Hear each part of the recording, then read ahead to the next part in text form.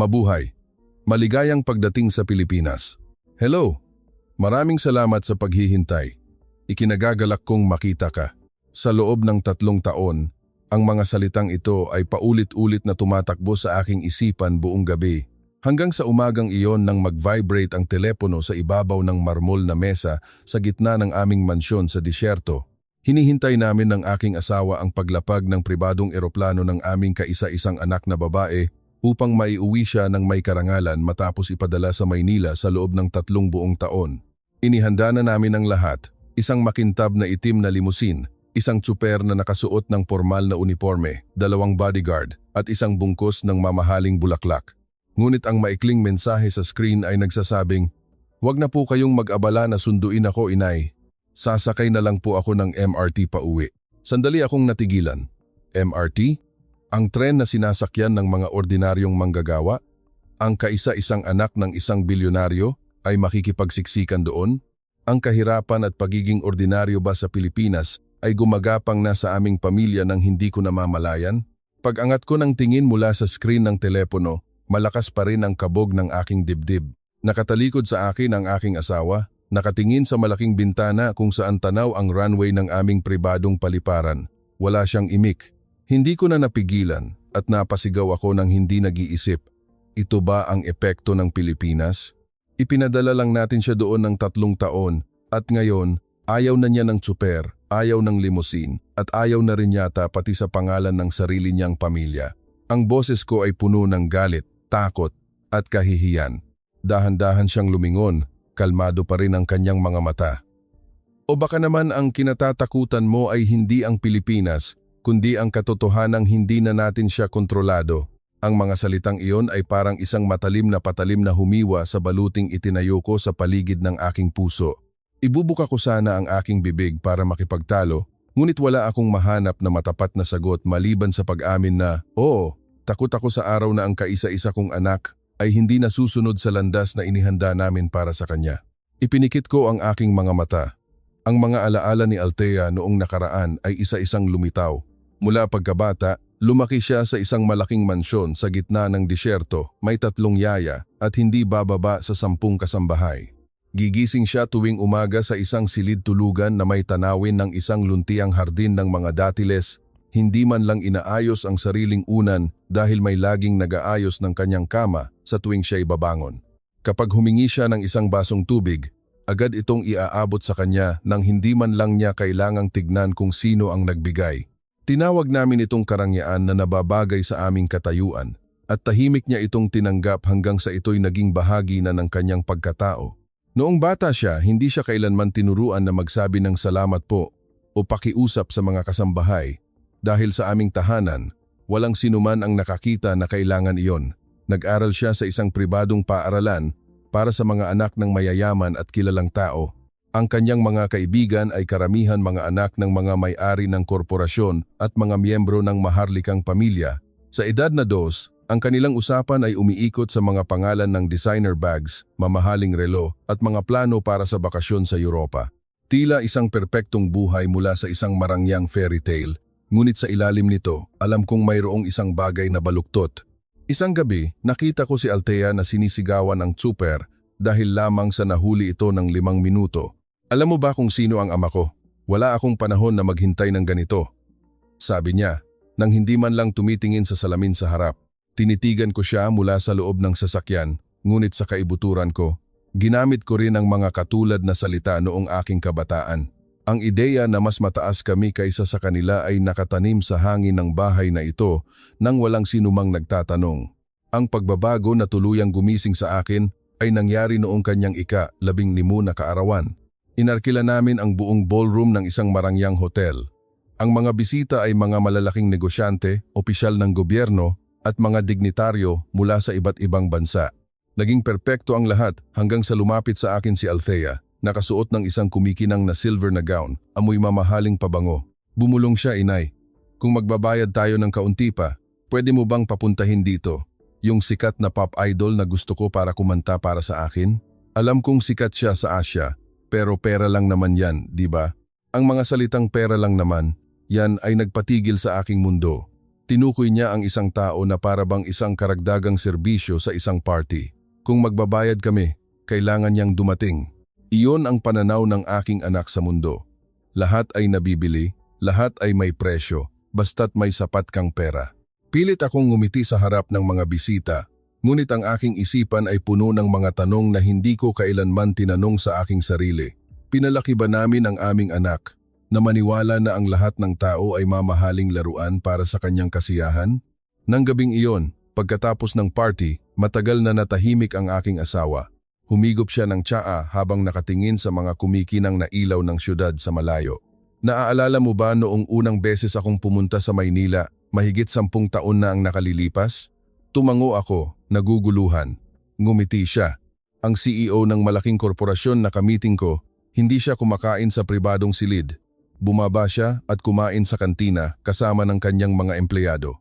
Pumila siya, may hawak na tray. Tulad ng lahat, ganoon din ang kanyang anak. Araw-araw, sumasakay siya ng MRT papuntang universidad. Walang tsuper, walang bulletproof na kotse, isang backpack lang. Ikinuwento pa niya ang isang umaga kung saan nakita niya ang mga taong nagsisimba, mga tao sa isang malaking lungsod na gumagalang pa rin. Mula sa mga nakasuit hanggang sa mga nagtitinda sa kalye at mga estudyante. Sabi niya, mayroon ang lungsod na iyon na wala tayo. Tinawag niya itong pakikisama at bayanihan. Binigkas ng aking asawa ang mga salitang Filipino na may kakaibang punto dahil dito nag-iingat ang mga tao na huwag makaabala sa iba nang hindi kailangan at handa silang magbigay ng higit pa sa inaasahan. Mula ng gabing iyon, mas madalas niyang banggitin ang ideya na ipadala si Althea sa Maynila. Tinutulan ko ito ng husto. Natatakot ako para sa kanyang kaligtasan, sa sasabihin ng lipunan, sa iisipin ng mga tao na ipinadala namin ang aming anak sa isang bansang mas mababa ang antas. Ngunit sa tuwing naaalala ko ang pagsigaw ni Althea sa kasambahay o ang kanyang mga salitang pera lang naman yan, nauubusan ako ng dahilan para ipagtanggol ang peking mundo na aming nilikha. Sa huli, sa pinakatahimik na gabi sa aming malaking bahay, umupo kami hawak ang mga dokumento mula sa isang international school sa Maynila at ang profile ng isang ordinaryong pamilyang Pilipino na magiging host family niya. Inilapag ng aking asawa ang pluma. Kung hindi natin ito gagawin ngayon, baka huli na ang lahat, mahina niyang sabi. Tinitigan ko ang pangalan ni Althea sa papel, bahagyang nanginginig, bago pirmahan ang aking pangalan. Para akong pumirma sa isang kontrata na nagpapadala sa aking kaisa-isang anak palabas ng ginintuang palasyo upang matutunan kung paano maging isang ordinaryong tao sa isang lungsod na dati naming minamaliit. Hindi ko alam na isang araw, ang lungsod na iyon ay hindi lamang babaguhin si Althea, kundi pati na rin ang aking puso, tulad ng nangyayari ngayon. Matagal nang nawala sa abot tanaw ang eroplanong nagdala sa aking anak sa Maynila, ngunit sa aking alaala, ang araw na iyon ay malinaw pa rin na parang kahapon lang. Naaalala ko si Althea na nakaupo, nakahalukip-kip sa kanyang upuan sa pribadong lounge, masama ang tingin sa buong mundo. Ang kanyang matalim na mga mata ay tumingin sa bawat flight attendant na para bang sila ay mga palamuti lamang sa kanyang buhay.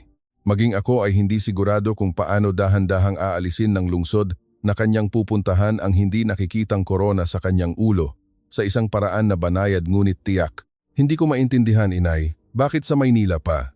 Bakit hindi sa London, Paris o sa ibang mas kilalang lungsod?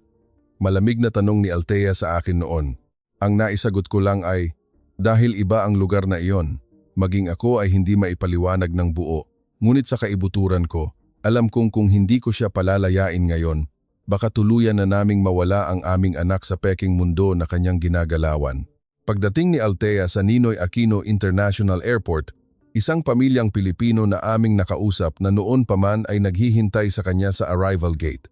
Hindi sila sikat, hindi may-ari ng malaking kumpanya, kundi isang ordinaryong inhinyero, isang asawang nagtitinda ng almusal sa harap ng kanilang bahay, at isang anak na babae na nasa kolehiyo. Ang ina ay ngumiti at sinabing, "Mabuhay, maligayang pagdating." Si Althea ay natigilan sa kilos na iyon bago awkward na ginaya ito. Hindi siya sanay na binabati ng isang nakatatanda nang may pagkakapantay-pantay. Ang bahay ng pamilya ay nasa isang lugar sa Quezon City, isang 2 palapag na bahay na may maliit na bakod, isang puno ng mangga sa harapan, at isang mesang kahoy para sa hapunan sa labas. Pagpasok sa loob, nagsimulang mag-inspeksyon si Althea. Walang mamahaling chandelier, walang marmol na eskultura. Mayroon lamang isang larawan ng Santo Niño sa dingding at isang maliit na altar. Binigyan siya ng pamilya ng isang maliit na silid sa itaas na may nag-iisang kama, isang maliit na aparador, at isang sulatan na tanaw ang mga bubong ng kalapit na bahay. Huwag kang mag-alala, anak. Ayusin mo ang silid ayon sa gusto mo, malumanay na sabi ng host mother. Pero may isang bagay tayong kailangang pagtulungan. Dito, lahat tayo ay naglalaba ng sariling damit, naghuhugas ng sariling plato, at nag-aayos ng sariling kama. Lahat ay nagtutulungan. Ang maikling pangungusap na iyon ay nagpatigil kay Althea. Hindi niya inakala na ang paninirahan sa bahay ng iba ay may kasamang mga responsibilidad.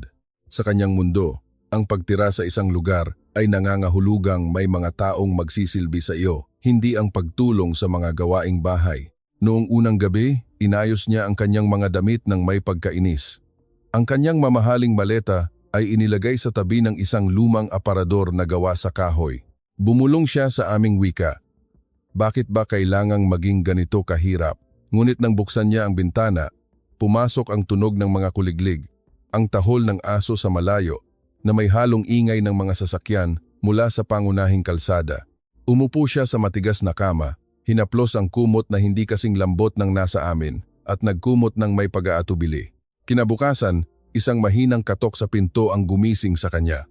Inabutan siya ng host mother ng isang plato ng mainit na sinangag at isang maliit na baso ng tubig. Kain ka na, bago tayo umalis. Sobrang traffic papunta sa eskwelahan. Kumain si Althea ng hindi masyadong ganado bago sila lumabas papunta sa kanto. Magkakasama silang naglakad. Dinala siya ng host father sa sakayan ng tricycle papunta sa hintuan ng bus. At mula doon, sinamahan siya ng kanilang anak sa pagsakay sa MRT sa unang pagkakataon. Sa istasyon, lahat ay nakapila ng maayos patungo sa mga pinto na hindi pa bumubukas. May dilaw na linya na malinaw na nagmamarka kung saan dapat tumayo. Napatitig si Althea, tila kakaiba sa kanya. Ang mga taong nakasuot ng ordinaryong damit pang-opisina ay bahagyang ngumingitian ang isa't isa. May mga umiiwas para padaanin ang mga nagmamadali. At isang estudyanteng tumabi para mas madaling makapwesto ang isang matanda. Nang huminto ang tren, sabay-sabay na bumukas ang mga pinto. Ang mga nasa loob ay unang lumabas. Walang nag-uunahan. Ito ay isang kaayusan na walang sundalo, walang bodyguard, walang mga karatula ng utos, kundi isang pag-unawa na hindi kailangan ng salita. Sa loob ng punong MRT, nakahanap si Althea ng mahahawakan malapit sa pinto, nahihiyang nakatayo kasama ang kanyang maliit na bag. Hindi nagtagal, nakita niya ang isang buntis na babae na pumasok. Isang lalaking estudyante ang mabilis na tumayo para paupuin ito, na may kasamang bahagyang ngiti at pagyuko. Nagpasalamat ang babae. Lahat ay nangyari ng mabilis at tahimik, ngunit mas malakas itong umalingaw-ngaw sa puso ni Althea. Hindi pa siya nakakita ng mga ordinaryong tao na nagpapakita ng ganitong paggalang sa isa't isa sa pang-araw-araw na buhay. Pagdating sa international school, natuklasan ni Althea na walang sinuman ang nagmamalasakit kung sino ang kanyang mga magulang. Ang pangalan ng kanyang pamilya ay walang bigat. Sa oras ng tanghalian, lahat ay pumipila, may hawak na tray, naghihintay ng pagkain. Walang pribadong kainan, walang sumusunod para kunin ang kanyang plato. Nang balak niyang iwanan ang kanyang plato sa mesa at umalis, isang Pilipinong kaklase ang ngumiti at marahang sinabi, "May basurahan doon. Tinutulungan nating lahat na magligpit para hindi mahirapan yung mga tagalinis mamaya." Nang gabing iyon, bumalik si Althea sa kanyang maliit na silid sa Quezon City, napagod ang katawan at gulong-gulo ang isipan. Humiga siya sa matigas na kama at tumulo ang luha nang hindi niya namamalayan. Namiss niya ang pribadong elevator, ang marmol na sahig at ang malambot na kama sa bahay. Namiss niya ang mundo kung saan hindi niya kailangang isipin ang nararamdaman ng iba. Ngunit ang imahe ng estudyanteng nagbigay ng upuan sa buntis, ang mga kamay na nagtutulungang magligpit ng mga plato, ang mga ngiti na may kasamang pagbati, ay pilit na umiikot sa kanyang isipan. Marahil ito ang unang pagkakataon sa buhay ni Althea na naramdaman niyang ang pagiging mas mataas sa iba ay hindi nagdudulot ng kapayapaan sa kanyang puso. Sa halip, nang tumayo siya sa kaparehong antas ng iba sa tren na iyon, nagsimula niyang marinig ang sarili niyang boses ng mas malinaw kaysa dati. At kahit na noong araw na iyon ay hindi pa niya ito inaamin, alam kong ito ang maliit na simula ng pinakamalalim na pagbabago sa buhay ng aking anak, ang pagkatutong maging isang ordinaryong tao sa isang lungsod na dati naming inakala na hindi karapat-dapat para sa kanya. Lumipas ang panahon ng mas mabilis kaysa sa aking inaasahan. Ang unang buwan ay naging 3 buwan at ang 3 buwan ay naging 1 taon. Sa mga unang pagkakataon na tumawag si Althea, ang kanyang boses ay matigas at maikli pa rin. Okay lang po, maayos naman ang eskwela, mababait ang mga kaibigan, nakakakain naman po ako. Bawat sagot ay nagtatapos sa isang maikling pangungusap na parang isinasara ang pinto sa aking puso. Nagsimula akong magtaka kung ang ginawa ba namin ay pagpapadala sa aming anak upang magdusa. Hanggang isang araw, nag-vibrate ang isa kong telepono. Isang mensahe mula sa bodyguard na ipinadala namin para palihim siyang bantayan. Nagpadala siya ng isang larawan na may maikling mensahe. "Ma'am, dapat niyo pong makita ito." Binuksan ko ang larawan ng may kaba. Sa litrato, si Althea ay nakatayo sa kantina ng paaralan, nakasuot ng simpleng uniforme, may hawak na tray ng pagkain tulad ng ibang mga bata. Nakapila siya, may sapat na distansya mula sa taong nasa harapan niya, hindi sumisingit, hindi naghahanap ng shortcut. Nakangiti siya sa isang kaibigang Pilipina, sa tabi niya isang ngiti na walang bahid ng pangmamata o pagkainip, isang ngiting bihirang-bihira kong makita mula sa sarili kong anak. Hindi nagtagal, sinundan ito ng iba pang mga larawan. Si Althea na nakaupo sa isang pampublikong bus kasama ang mga kaibigan, tumatawa ng malakas, ngunit nang may isang pari na sumakay, sabay-sabay silang tumayo. Sa ibang larawan, tinutulungan niya ang isang matanda na magbuhat ng mga pinamili paakyat ng footbridge. Sa isa pa, nagpapasalamat siya sa isang tindera sa isang tiangge malapit sa paaralan, nakayuko ng may tunay na pasasalamat. Bawat larawan ay tumama sa aking puso, na parang may dahan-dahang gumigiba sa pader na itinayo namin sa paligid ng aming anak. Ang kasukdulan ng pagyanig sa aking puso ay dumating isang Biyernes ng gabi. Nagpadala ang bodyguard ng isang maikling video link na may mensahe. "Mayroong speech contest sa eskwelahan ngayon. Baka gusto niyong panoorin, ma'am." Binuksan ko ang video nang may pag-aalinlangan. Ipinakita ng maliit na screen ng telepono ang isang entablado sa auditorium ng paaralan. Nakasabit ang watawat ng Pilipinas sa likuran. Maraming estudyante na nakauniporme ang naghihintay sa gilid ng entablado at pagkatapos, tinawag ang pangalan ni Althea sa puntong Filipino ng guro na MC. Umakyat si Althea sa entablado. Kinakabahan ngunit may kumpiyansa. Mahigpit niyang hinawakan ang mikropono, huminga ng malalim bago magsimulang magsalita sa Filipino na hindi pa masyadong malinaw. Ang paksa ko po ngayon ay ang pagiging isang ordinaryong tao. Medyo mali ang bigkas niya sa salitang ordinaryo at may mahinang tawanan mula sa ibaba, ngunit hindi ito tawa ng pangungutya, kundi tawa ng pagmamahal. Ngumiti rin si Althea at nagpatuloy. "Noon po, akala ko ang isang taong mahalaga ay dapat may mga katulong, may mamahaling sasakyan at kinatatakutan. Pero itinuro sa akin ng Pilipinas na ang isang taong tunay na mahalaga ay yung nakapagpapadama sa mga taong nasa paligid niya na komportable sila, na hindi sila mas mababa." Napatulala ako, dahan-dahang namumuo ang mga luha sa aking mga mata. Ikinuwento niya ang isang umaga sa MRT, kung saan hindi niya sinasadyang naunahan ang isang matandang babae sa upuan at masama ang kanyang pakiramdam buong araw dahil bagamat walang pumilit sa kanyang tumayo, ang mga tingin ng pagkadismaya mula sa ibang mga pasahero ang nagturo sa kanya ng kahulugan ng pakikipagkapwa-tao. Binanggit niya ang kanyang host mother na gumigising ng alas 5 ng umaga para magluto ng pagkain na ibebenta, ngunit laging nagtatabi ng maliit na bahagi para sa mga mahihirap na bata sa kanilang lugar. Iyon daw ang bayanihan na hindi kailangan ng anunsyo, hindi kailangan ng social media para kunan ng litrato. Sa isang bahagi ng kanyang talumpati, natigilan siya na para bang hindi mahanap ang tamang salita sa Filipino. Tumahimik ang buong auditorium, napahinto ako sa paghinga. Ngunit ngumiti si Althea sa sarili at sinabing, "Paumanhin po, hindi pa po magaling ang Filipino ko. Pero sisikapin ko po. Dahil binigyan ako ng Pilipinas ng isang bagong puso." Umugong ang palakpakan sa buong silid. Mga estudyanteng Pilipino, mga dayuhang estudyante, at mga guro ay tumayo at pumalakpak para sa isang dalaga na naglakas loob na magsalita tungkol sa kanyang pagbabago sa isang wika na hindi pa niya ganap na kabisado. Sa sandaling iyon, naramdaman kong may humila sa piring na suot ko sa buong buhay ko. Ang boses sa aking isipan na dating nagtatanong kung ginawang mahirap ng Pilipinas ang aking anak ay natahimik. Napalitan ito ng boses ng aking anak na may kumpiyansang nagsasabi na ang pagiging isang ordinaryong tao na may pusong marunong makisama at magbayanihan ay mas mahalaga kaysa sa pagiging isang prinsesa sa isang mataas na tore na walang sinumang nangangahas na tignan sa mata. Pagkatapos ng video, tinawagan ko si Althea ng gabing iyon. Ipinakita ng screen ng telepono ang isang mukha na may kaunting pawis, ngunit ang kanyang ngiti ay mas maliwanag kaysa dati. "Nakita niyo na po, inay?" Tanong niya, nahihiya. Tumango ako, nanginginig ang boses. "Hindi ka ba natakot na magkamali sa harap ng napakaraming tao?"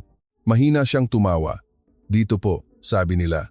"Kung may lakas ka ng loob na sumubok, may karapatan kang magkamali at tutulungan ka nila, hindi ka pagtatawanan. Alam niyo po, inay, napakagaan sa pakiramdam kapag hindi mo kailangang maging perpekto para sa lahat." Ikinuwento niya na sa klase, hinihikayat ng mga guro ang lahat na magbahagi ng kanilang mga opinyon, hindi lamang ang mga batang galing sa malalaking pamilya. Sa kantina, nagbabahagian ng pagkain ng mga kaibigan niyang Pilipino nang hindi nagtatanong kung sino ang mas mayaman. Sa isang school activity, dinala sila sa isang komunidad para maglinis ng estero. Lahat, kasama ang mga guro at estudyante, ay nagsusuot ng guwantes at pinupulot ang mga plastik na bote mula sa tubig. Walang sinuman ang nag-isip na ito ay isang mababang uri ng gawain.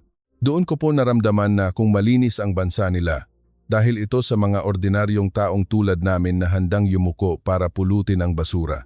"Simple lang po, pero napakalaki ng epekto," sabi niya. Kumikinang ang mga mata. Mula ng gabing iyon, humaba ang aming mga usapan. Mula sa ilang pangungusap, naging kalahating oras, hanggang sa isang buong oras. Pinakinggan ko ang mga kuwento tungkol sa kanyang host family, mga kaklase, mga guro, mga tindera sa palengke, mga driver ng tricycle, na parang nakikinig sa mga kuwento mula sa ibang mundo na dati naming tinitignan lamang sa likod ng aming gintong salamin. Nang makalipas ang 2 taon, tinanong ng aking asawa kung pauuwiin na ba namin siya o hahayaan pang manatili. Tumingin ako sa screen ng telepono kung saan may mensahe mula kay Althea. "Inay, gusto ko pa po sanang manatili ng 1 taon. Marami pa po akong gustong matutunan dito. Sa unang pagkakataon sa aking buhay, sumang-ayon ako nang hindi inuuna ang imahe ng aming pamilya. Alam ko lang na ang lungsod na dati naming kinatatakutan na magpapahirap sa aming anak ay siya palang nagpapalago sa kanyang puso sa paraang hindi kayang bilhin ng anumang halaga ng pera. At iyon ang dahilan kung bakit ngayon, nang lumitaw muli ang mensaheng sasakay na lang po ako ng MRT pauwi, hindi ko na ito mabasa sa parehong paraan. Ang tunog ng doorbell ng gabing iyon ay parang isang senyales mula sa sansinukob, isang paalala na tignan kong muli ang aking buhay. Nagmamadaling binuksan ng kasambahay ang pinto. Nakatayo ako sa gitna ng marmol na bulwagan, malakas ang kabog ng aking dibdib, hindi sigurado kung anong imahe ang aking inaasahan. Ngunit ang nakita ko sa pintuan ay hindi ang prinsesa na naka-designer na damit na ipinadala ko sa Pilipinas 3 taon na ang nakalilipas. Nakatayo doon si Althea, simpleng nakatali ang buhok, nakasuot ng ordinaryong puting t-shirt, kupas na maong, at isang maliit na canvas bag na nakasabit sa kanyang balikat. Tahimik niyang hinubad ang kanyang rubber shoes at pagkatapos ay humarap sa amin, itinaas ang kanyang kamay sa tapat ng kanyang noo at bahagyang yumuko. "Mano po, inay?" "Mano po, itay?" Ang simpleng boses na puno ng kahinahunan at ang kilos ng pagmamano, bagamat may kaunting pagkailang, ay nagbigay ng kakaibang init sa malamig na marmol na bulwagan. Akmang kukunin ng kasambahay ang kanyang bag, gaya ng dati, ngunit umiling si Althea at ngumiti. "Salamat po, kaya ko na po ito." Ang ordinaryong pangungusap na iyon, na walang espesyal na kahulugan para sa iba, ay parang kulog na tumama sa aking dibdib. Ang babaeng ito, na dati ayaw man lang hawakan ang sarili niyang pitaka. Sa hapunan, kaming 3 lang ang nakaupo sa mahabang mesa na dati puno ng mga mahahalagang bisita sa isang kakaibang katahimikan. Habang inihahain ng kasambahay ang mga pagkain, lumingon si Althea, ngumiti at mahinang sinabi, "Salamat po, tita." Nakita kong bahagyang nanginig ang kamay ng kasambahay. Marahil ay hindi siya sanay na makatanggap ng pasasalamat mula sa isang miyembro ng pamilyang ito. Palihim na sumulyap sa akin ang aking asawa. Walang nagsalita, ngunit pareho naming alam na ang maikling salitang iyon ay nagbubukas ng isang lumang sugat sa paraan ng aming pagtingin sa mga taong nakapaligid sa amin. Kinabukasan, bumaba ako ng maaga, tulad ng dati. Ngunit sa pagkakataong ito, ang mabangong amoy na sumalubong sa akin ay hindi mamahaling pabango mula sa Paris, kundi ang amoy ng mainit na tsaa na may halong gatas at pampalasa. Nasa kusina si Althea, abala sa pag-aayos ng mga tasa. Gusto niyo po bang tikman, inay, ang tsaa na iniinom ko tuwing umaga sa Maynila? Tanong niya, nakangiti. Tumango ako. Dinala namin ang aming mga tasa sa balkonahe sa itaas at umupo sa mga silyang bihirang-bihira kong gamitin kahit na doon ang may pinakamagandang tanawin ng syudad at disyerto. Humigop si Althea ng tsaa bago dahan-dahang magsalita na para bang inaalala ang kanyang buhay. Tinanong niyo po ako dati kung anong ginawa sa akin ng Pilipinas, di po ba? Natahimik ako, naghihintay sa sagot na dati kong kinatatakutan. Noong una po, kinamuhian ko ang lahat. Ang maliit na silid, ang matigas na kama, ang siksikang tren, ang walang pakialam kung kaninong anak ako. Pero habang sinusubukan kong magalit, mas lalo kong nakikita ang isang bagay na wala dito. Ikinuwento niya ang tungkol sa isang gabi sa isang maliit na kondo malapit sa Quezon City, kung saan may maliit na paskil na nagsasabing, "Pakiusap, huwag magpatugtog ng malakas pagkatapos ng 10 PM para hindi maistorbo ang mga kapitbahay." Walang nagbabantay, ngunit lahat ng unit ay tumahimik pagsapit ng oras na iyon. Ang tawag po doon ay pakikipagkapwa-tao, inay. Hindi takot kundi pag-iisip muna sa iba bago gumawa ng isang bagay. Lumingon siya sa akin. Dito sa bahay, hindi ko kailanman inisip kung ang boses ko ay makakaistorbo sa iba dahil lahat ay kailangang magtiis. Nagbigay pa si Althea ng maraming halimbawa. Sa MRT, nang may isang grupo ng mga kabataan na maingay na nagtatawanan at isang kaibigang Pilipino ang marahang sumaway, "Hinaan niyo lang, baka pagod yung ibang tao galing sa trabaho." Hindi ito isang utos, hindi isang pagalit, kundi isang pangungusap na puno ng pag-unawa sa iba. Yung pakikipagkapwa-tao po ang nagturo sa akin na tignan ang mga mukha ng mga tao sa paligid ko kung pagod ba sila o masaya. Hindi lang pala tayo nag-iisa sa mundo, gaya ng dati kong inaakala. Pagkatapos, binanggit niya ang isa pang salita, bayanihan, na may kislap sa kanyang mga mata. Minsan po, sobrang lakas ng ulan, na-stuck kami ng kaibigan ko sa ilalim ng istasyon ng MRT. Isang ale na nagtitinda ng pagkain sa malapit ang nag-abot sa amin ng plastic bag.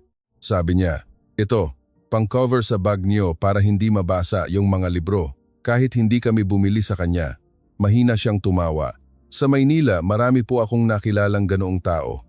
Mga tindera na namimigay ng libreng turon, isang matanda sa building na nagsasabit ng biskwit sa mga pinto para sa mga batang uuwi galing eskwela.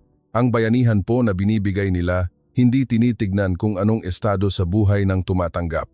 Tahimik akong nakikinig. Bigla kong naramdaman na ang aming malaking bahay ay may kakaibang espasyo, isang espasyo na dapat sana'y puno ng ganitong uri ng ugnayan, ngunit sa halip ay napuno ng tunog ng mga utos at ng mga takong na tumatama sa marmol na sahig.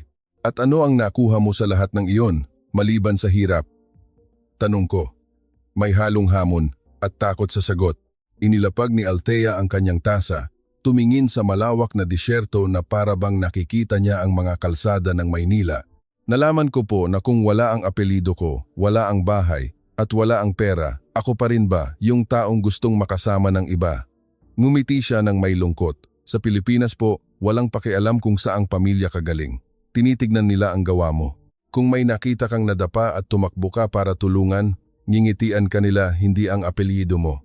Ang pangungusap na iyon ay halos nagpatigil sa aking paghinga. Ginugol namin ang aming buong buhay sa pagtatayo ng aming apelyido para maging pinakamataas. Ngunit hindi namin kailanman tinanong kung kapag inalis ang pangalan sa tarangkahan ng aming bahay, mayroon pa bang gustong pumasok? Lumingon muli sa akin si Althea, puno ng seryosong tingin. Sa Pilipinas po, itinuturo nila na ang mga taong mayroon ay hindi yung mga dapat bigyan ng exemption sa mga tungkulin, kundi yung mga dapat mas may bayanihan dahil mas marami tayong pagkakataon na tumulong sa iba. Ang kanyang mga salita, bagamat simple, ay parang martilyong bumasag sa pundasyon ng aking puso. Itinaas ko ang aking tasa ng tsaa at humigop kahit na wala akong malasahan. Sa huling pangungusap na iyon, lubos kong naunawaan na ang bansang dati kong kinatatakutan na magpapahirap sa aking anak ay sa katunayan nagbibigay sa kanya ng pinakamahalagang yaman. Ang yaman ng isang pusong ordinaryo na mas mahalaga pa kaysa sa lahat ng ginto sa aming vault. At sa kaibuturan ko, alam kong hindi magtatagal, si Althea ay hindi na lamang magiging tagapagkuwento tungkol sa lungsod na iyon, kundi siya na mismo ang magiging gabay na maglalabas sa amin upang matutunan ang mundo, tulad ng kung paano siya ginabayan ng Maynila, hakbang-hakbang. Ilang araw pagkatapos ng umagang iyon sa balkonahe, nilapitan kami ni Althea sa sala. Nag-atubili siya sandali bago magsalita. Sa darating na weekend, pwede po ba tayong mamasyal sa syudad? Pero huwag na po nating gamitin yung limousine. Gusto ko po sanang ipasubok sa inyo ni Itay na sumakay ng tren, tulad ng ginagawa ko sa Maynila. Kung dati, siguro'y tatawa ako at agad natatanggi. Ngunit ngayon, nanatili akong tahimik. Ang kanyang ama ang sumagot. Sige, subukan natin. Buong buhay na tayong nakatira sa syudad na ito, pero halos hindi pa natin ito nalalakad. Noong Sabado ng umaga, sa halip na isang tsuper na naghihintay para pagbuksan kami ng pinto, kaming tatlo ay naglakad palabas.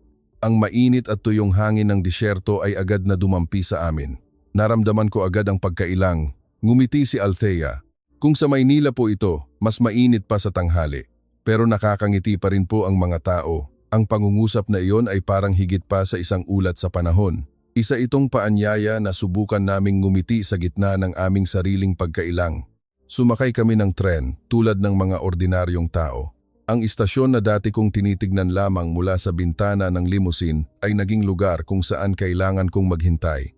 May mga manggagawa na may mansya ng langis, mga empleyado ng opisina na nakapormal, at mga batang mahigpit na nakahawak sa kamay ng kanilang ina. Walang nagmamalasakit kung saan kami nakatira dahil walang tsuper na nagbubukas ng daan, walang bodyguard na humaharang sa mga tao. Nang dumating ang tren, sinabihan kami ni Althea na tumabi para hindi harangan ang pinto. 25. Nang bumukas ang mga pinto, natural na lumabas muna ang mga nasa loob. Walang tulakan. Sumakay ako kasama ng iba. Kakaiba ang pakiramdam na kailangan kong humawak sa mga hawakan. Nang pumasok ang isang matandang babae, umusog si Althea para bigyan siya ng mas matatag na pwesto, ngumiti. Hindi man kailangang magbigay ng upuan, ang bawat kilos ay puno ng pakikipagkapwa-tao na kanyang ikinuwento. Kumusta po ang pakiramdam, inay? Mahinang tanong ni Althea habang umaandar ang tren. Pakiramdam ko, hindi tayo nakalutang sa ibabaw ng syudad, kundi bahagi talaga nito, sagot ko nang hindi nag-iisip. Tumango ang kanyang ama. Kapag lahat ay nasa loob ng isang bagon, mayaman, mahirap, dayuhan, lokal, walang upuang may nakasulat na pangalan ng ating pamilya. Isang bahagyang ngiti ang gumuhit sa labi ni Althea.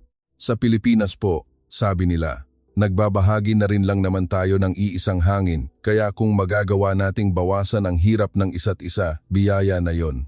Bumaba kami sa isang istasyon malapit sa isang lumang pamilihan na naririnig kong pinupuntahan ng mga ordinaryong tao. Dati, tinitignan ko lang ito mula sa aking mamahaling sasakyan, bumubulong kung gaano ito kagulo. Ngunit ngayon, dinala kami ni Althea papasok, hakbang-hakbang.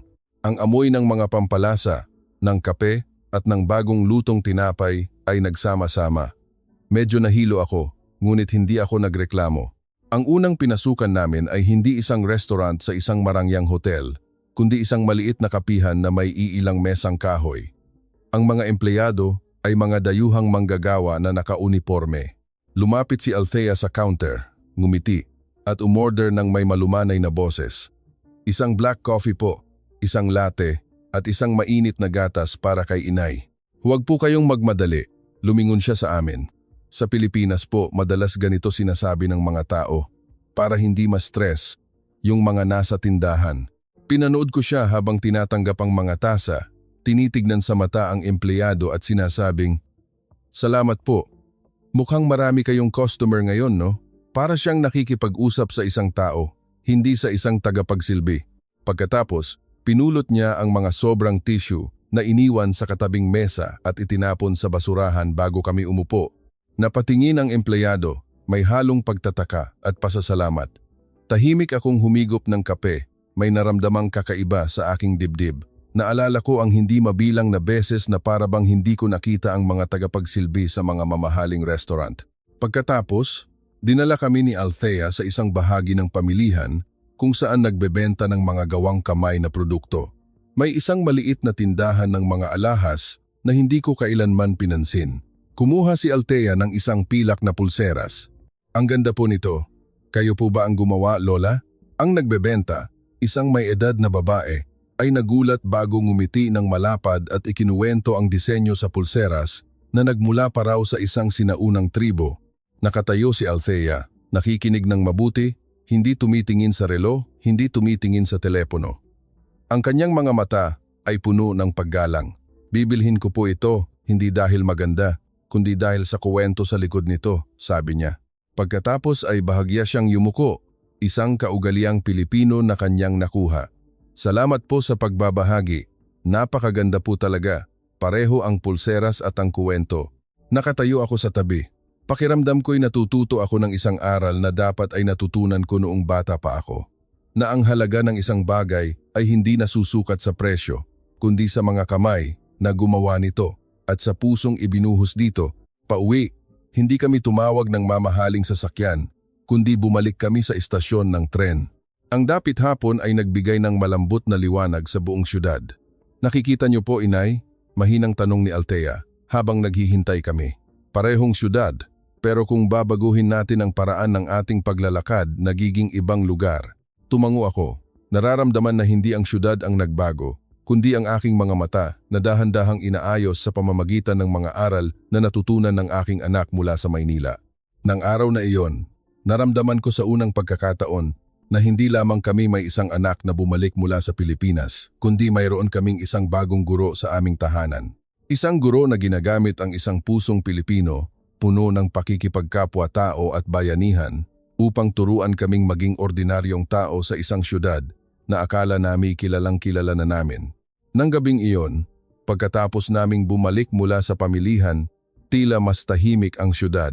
O baka naman ang puso ko lang ang napilitang tumahimik para pakinggan ang isang bagay na hindi ko pa naririnig dati. Habang paakyat ako ng hagdan, tinawag ako ni Althea.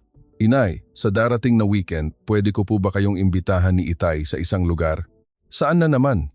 Kahapon, pinaglakad mo kami sa palengke. Ngayon, pinasakay mo kami ng tren, sabi ko. Ang boses ko'y mas pagod kaysa inis. Ngumiti si Althea. Sa Pilipinas po, bago ako umuwi, madalas po akong tumutulong sa isang soup kitchen kasama ng mga kaibigan ko. Mayroon din pong katulad dito, isang foundation na nagpapakain sa mga construction worker at mga pamilyang nangangailangan. Kinausap ko na po sila at sabi nila, kung gusto nyo pong tumulong ni Itay, malugod po nila kayong tatanggapin. Ang salitang tulong ay nagpakunot sa aking noo. Tumutulong naman na tayo, di ba? Nagdo-donate tayo ng pera taon-taon. Umiling si Althea. Sabi po ng mga tao doon, mahalaga po ang pera. Pero minsan, gusto lang po nilang makita ang ating mga mukha. Malaman na tinitignan natin sila bilang tao, hindi lang isang numero sa tseke.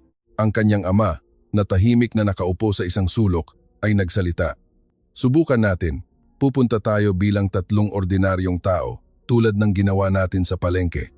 Noong linggo ng umaga, hindi kami nagsuot ng mamahaling damit. Binigyan ako ni Althea ng simpleng t-shirt at pantalon. Magsuot po kayo ng damit na hindi nyo po panghihinayangan kung madumihan. Tumingin ako sa salamin, halos hindi makilala ang taong nasa harap ko. Ang foundation ay nasa labas ng syudad, isang simpleng gusali na may bukas na mga bintana. Sa labas, may malalaking kaldero ng pagkain. Sinalubong kami ng isang coordinator. Alam niyang kami kung sino dahil sa apelyido sa form. Ngunit walang labis na seremonya, isang tapat na ngiti lamang at direktang salamat. Ano po ang pwede naming gawin ni Inay at Itay? Tanong ni Althea. Sa Pilipinas po, sanay na akong maghugas ng plato, magsandok ng ulam at magpack ng pagkain. Tumawa ang coordinator. Kung ganoon, si Ma'am na lang po ang magsandok ng ulam, si Sir po ang mag-ayos ng mga box at si Althea na po sa likod para maghugas ng plato. Mukhang siya na po ang pinaka-eksperto. Inabutan niya ako ng apron. Nag-alinlangan ako sandali bago ito itali.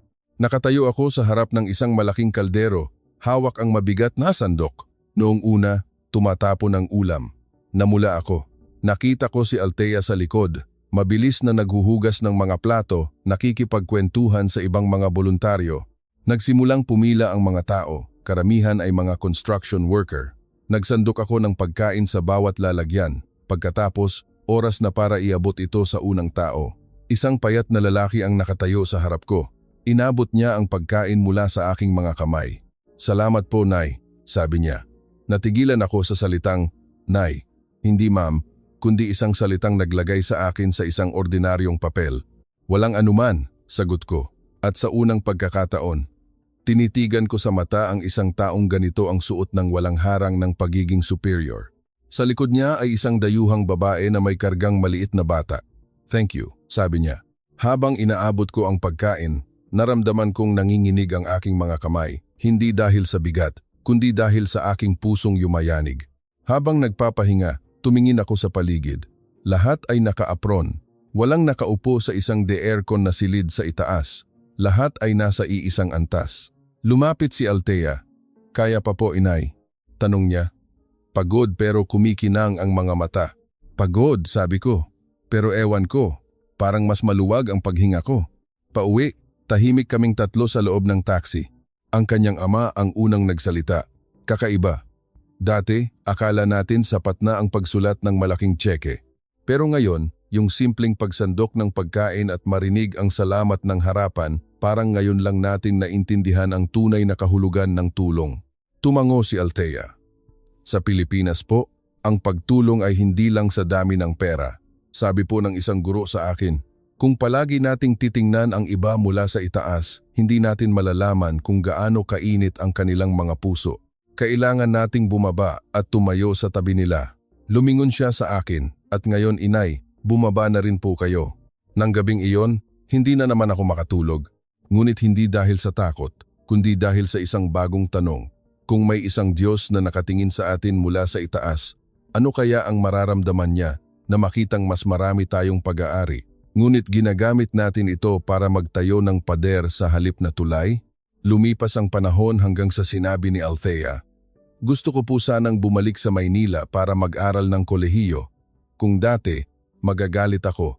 Ngunit ngayon, nagkatinginan kami ng aking asawa at sabay na tumango. Hindi na namin tinitignan ang Pilipinas bilang isang lugar na nagpapahirap sa aming anak, kundi bilang isang lugar na nagpalaya sa kanyang puso mula sa mga hindi nakikitang tanikala. Sa parehong bahay, nagbago ang lahat. Nagsimula kaming magsabi ng salamat po sa aming mga kasambahay. Ang pagboboluntaryo ay naging regular na naming ginagawa, hindi para sa imahe, kundi dahil sa bawat pagsandok namin ng kanin, para na rin naming inaalis ang katigasan sa aming mga puso. Maraming gabi, nakaupo akong mag-isa sa balkonahe, iniisip ang mga kalsada ng Maynila, ang MRT, ang mga salamat po na may kasamang ngiti na dinala ni Althea sa aming tahanan. Dati, galit kong tinanong kung nakakahawa ba ang kahirapan. Ngayon, may bago akong sagot. Ang tunay na nakakahawa ay hindi ang kahirapan, kundi ang bayanihan at ang puso ng isang ordinaryong tao na nag-iisip muna sa iba bago sa sarili. Sa huli, natutunan ko na ang tunay na pribilehiyo ay hindi ang pagtayo sa pinakamataas na lugar, kundi ang pagkakataong yumuko para abutin ang kamay ng isang taong nadapa at itayo siya ng may ngiti. Kung hindi dahil sa isang lungsod na nagngangalang Maynila at sa mga taong may pakikipagkapwa-tao at bayanihan, ang aking anak at maging ako ay hindi marahil malalaman ang tunay na kahulugan ng pagiging tao. Kung ang kwento ng aming pamilya at ang aral mula sa isang pusong Pilipino ay may naantig sa inyo, at kung nais ninyong makita ang mundo sa isang simple ngunit malalim na pananaw, mangyaring mag-subscribe, i-like, at mag-iwan ng komento kung saan ninyo gustong simulan ang pagpapayaman ng inyong puso. Hanggang sa susunod na kwento.